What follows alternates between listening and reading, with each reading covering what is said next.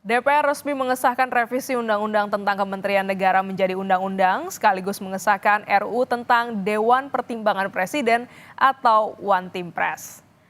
Untuk Undang-Undang Kementerian Negara, Menpan RB Abdullah Azwar Anas menyebut Undang-Undang Kementerian Negara menyepakati kewenangan dalam membentuk kementerian, di mana Presiden diberikan kewenangan untuk menentukan jumlah kementerian yang akan dibentuknya dengan mempertimbangkan kebutuhan dan fungsi kelembagaan.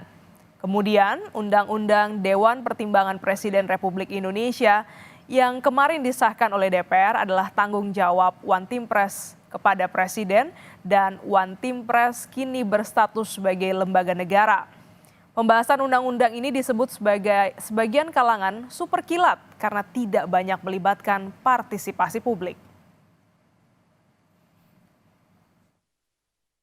Pertama, penyesuaian kelembagaan kementerian agar lebih responsif, fleksibel, dan adaptif sesuai dengan kebutuhan zaman. Hal ini dilakukan melalui perubahan norma yang tidak lagi mengatur batasan jumlah kementerian yang dibentuk, melainkan pembentukan kementerian ditetapkan sesuai dengan kebutuhan penyelenggara pemerintahan. Presiden sebagai pemegang kekuasaan pemerintahan dapat menetapkan jumlah maupun tugas dan fungsi kementerian didasarkan pada kebutuhan penyelenggaraan pemerintahan untuk optimalisasi kinerja pemerintah guna mewujudkan agenda, cita-cita, dan program pembangunan nasional. Dalam Undang-Undang Kementerian Negara, hal yang mengundang perdebatan adalah penghapusan klausul 34 menteri yang diatur dalam undang-undang sebelumnya. Dalam klausul yang diusulkan Balik dan disahkan dalam paripurna, jumlah kementerian dihapus dan ditentukan oleh Presiden.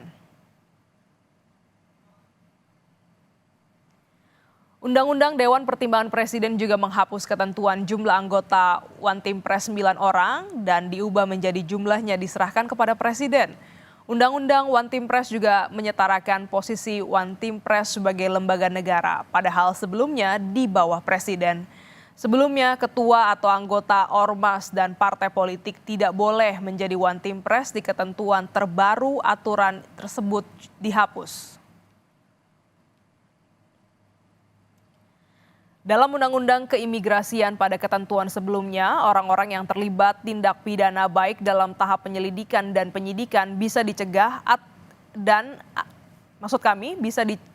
bisa dicegah dan ditangkal atau cekal ke luar negeri. Ketentuan yang baru sebaliknya, hal lain yang baru diatur, pejabat tertentu di imigrasi dibolehkan membawa senjata api yang sebelumnya tidak diatur.